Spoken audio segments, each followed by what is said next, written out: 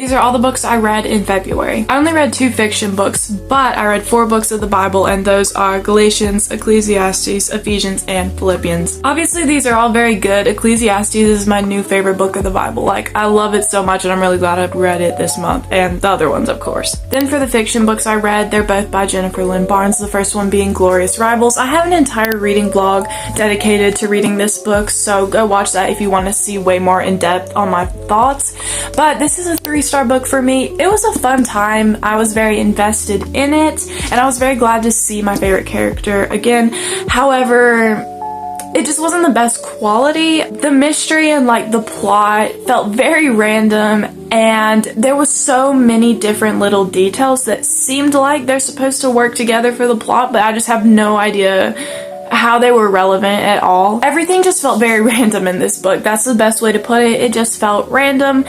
I'm assuming that everything's gonna come together in the last book in this trilogy. However, at this point, it just doesn't feel like the quality that I expect from Jennifer Lynn Barnes, because she has another series that is just so masterfully done plot-wise.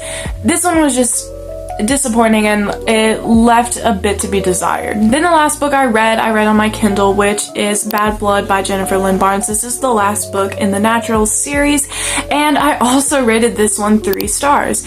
It was a fun time. I was very invested, similar to the other book that I read this month. However, it just was a weird conclusion to the series. It felt very, very different from the rest, and I think if this series would have had the same tone as this last book had, like in the beginning, I probably would not have continued it. It just felt very off. It felt very off. It took a dark turn at the end too, and it felt so different from the things that I loved about the Naturals. And they brought in a new character that I really hated and felt so out of place.